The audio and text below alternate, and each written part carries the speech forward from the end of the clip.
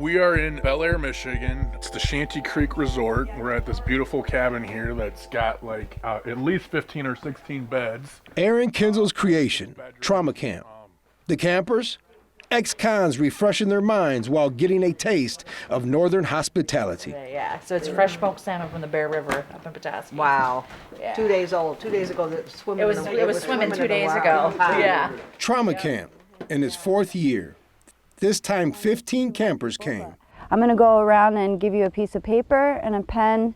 We're going to have a couple of little things we're going to work on. You really need to get people right in their head, and the whole idea of incarceration of itself is extremely traumatic. Kinzel, on faculty at the University of Michigan Dearborn, specializing in criminal justice. He's been in prison himself. Where a lot of my family were actively involved in criminal behavior, seeing violence in the home, watching violence in my community. 18 years old, pulled over by police. He panicked. And within seconds, I make the worst decision of my life. I reach beneath my seat, I pull a firearm, I fire out the window. Charged with attempted murder and other felonies, Kinzel served 10 years. Education changed his life. College, grad school, now much of his work, teaching, criminal justice advocacy, and helping returning citizens. It started out, I think, initially as this kind of brainchild of mine where I realized that some of my own issues when I came home from prison as a young man, I had a lot of unresolved trauma, and honestly, I didn't even know what the hell trauma was until I started in grad school and started reading more about different literature that talks about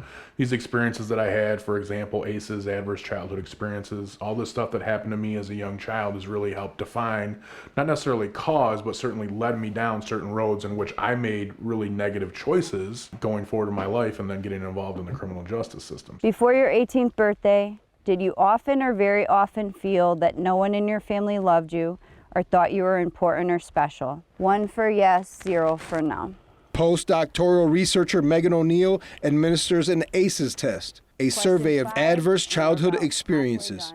These individuals may have experienced multiple traumas throughout their life. Childhood trauma in particular is something that carries forth into adulthood for many. Did a parent or other adult swear at you, insult you, put you down, or humiliate you in any way? The trauma camp really tries to get at providing a supportive, humanizing environment. We appreciate and understand the challenges they've been through, and that the system is inadequate as it stands to fully support reentry to housing, employment, to families, because there are gaps, right, in services. Okay.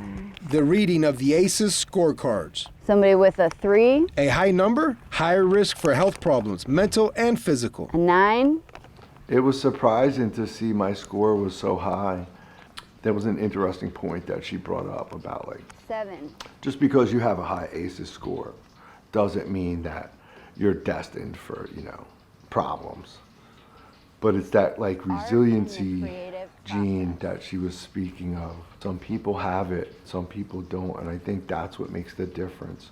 I want to do things a little bit differently to where we work with people holistically instead of this cookie cutter approach with reentry. Well, here's your basic stuff, see you later. I wanted to really work with the individual and get them, free of anxiety, access clinical health services, really destigmatize mental health. A lot of the negative experiences that we encounter in the carceral state are they're difficult to even think about.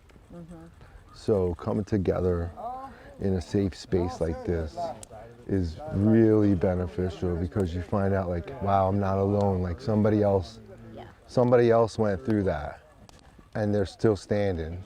I wound up coming home from the military and, wasn't really in my right mind when I got home. I was suffering a lot from post-traumatic stress, and I lost my temper.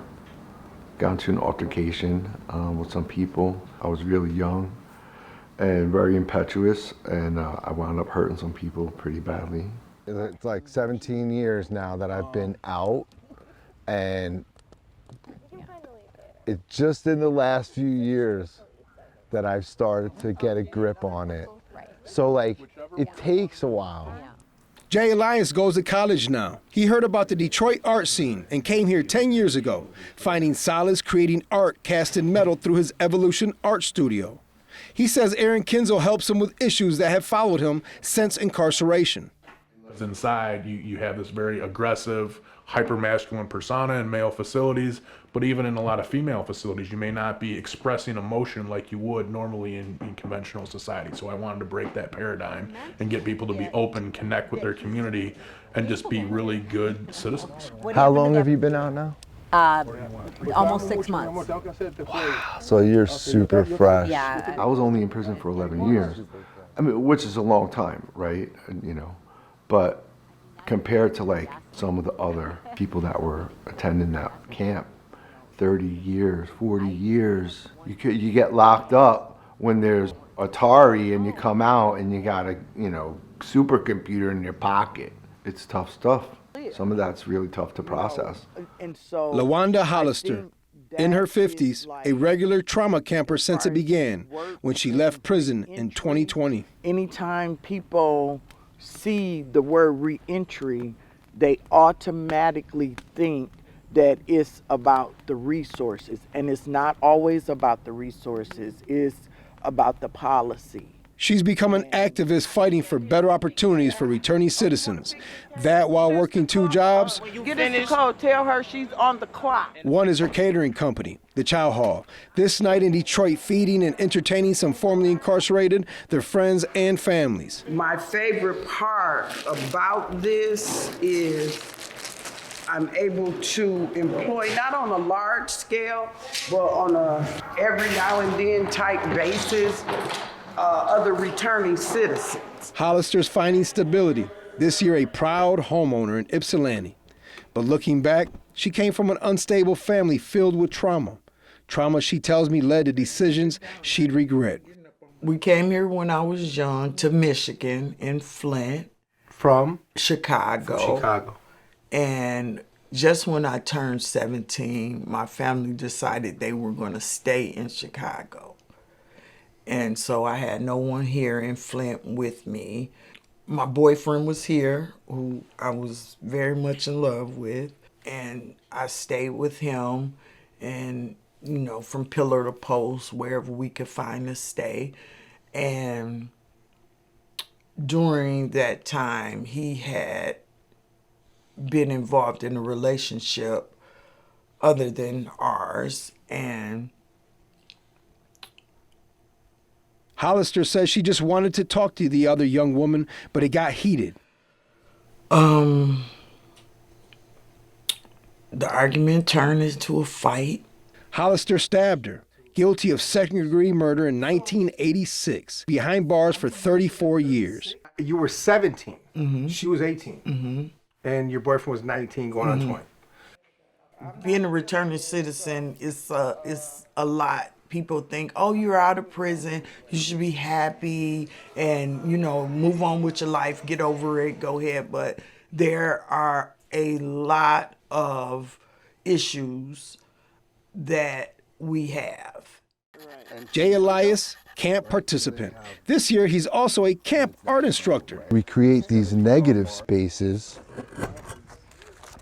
with positive intentions. In the end, everyone will have a piece of art in their own design, cast in aluminum. How do we leave a mark that has a positive effect? How do we transform this negative into a positive? Along with the metalwork, Elias is studying psychology at Wayne State with an eye on a graduate degree in art therapy. Giving people something that's creative allows them to really just express themselves non-verbally. Because a lot of times I don't like to talk about my trauma. My trauma is very personal. There's a lot of things that we say as ex-cons that only other ex-cons would really understand. You know, it's kind of like you learn this language when you go in. So it's great to like hang out with people who are coming home and want to get better like right away. In the professional world, in the business world, for example, retreats are commonplace, right? Company retreats, because we know this is how things get done. To improve morale, productivity, that's trauma camp's mission too. But maybe it goes a bit deeper. It's hard to talk to a parole officer that, you know, went to a school that was paid by their parents and never did a day in jail, doesn't know what the whole is like, and they're trying to tell you, hey, go get a job. When you break it down from a macro approach, it's good for society. I mean, everybody talks about recidivism. I hate hearing that as a statistic, but like everybody likes to hear, oh, well, is public safety being impacted? Absolutely. What are the real statistics when it comes to recidivism? Well, the unfortunate reality is people that don't get access to programs like these or any type of program to really help them out, on average, after 9 years being home, 83% of them get either rearrested or sent back to jail or prison. I love my therapist. I like my therapist. She's very good. But to be amongst my peers, my people, is necessary. So you need both kind of mentors. Yes, You absolutely. need those who've walked that proverbial mile and who have overcome. Yes. But you also need those who've never even walked that mile, but have walked other miles. Yes, absolutely. That's the village. That's the village. village. That's the village. I am blessed and I am grateful that my village began when I walked out. Watch One Detroit, Thursday at 7:30 p.m.